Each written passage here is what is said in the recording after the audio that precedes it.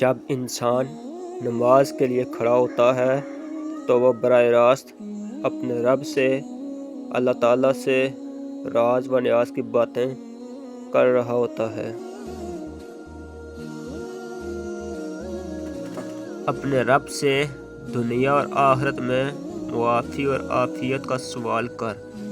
جب تجھے دنیا اور آخرت میں معافی اور عافیت مل جائے گی تو یقیناً تم کامیاب ہو جاؤ گے۔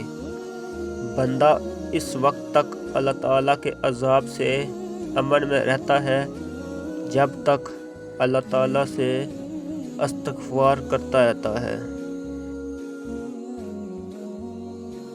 جو شخص استغفار کی پابندی کرے تو اللہ تعالیٰ اسے ہر غم سے نجات دیتا ہے، اس کے لیے ہر تنگی سے نکلنے کا راستہ بنا دیتا ہے اور اسے ایسی جگہ سے رزق دیتا ہے جہاں سے اسے گمان بھی نہ ہو۔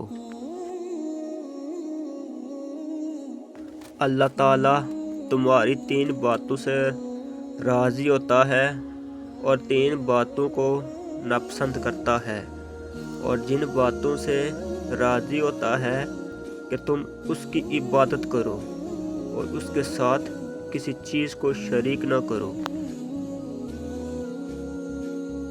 اللہ کی رسی کو مل کر تھامے رہو اور متفرق نہ ہو۔ تم سے جن باتوں کو ناپسند کرتا ہے وہ فضول اور بے ہودہ گفتگو اور سوال کی کثرت اور مال کو ضائع کرنا ہے۔ نبی کریم صلی اللہ علیہ وآلہ وسلم نے ارشاد فرمایا، پانی پلانا ایسا صدقہ ہے جو سب سے زیادہ فضیلت رکھتا ہے۔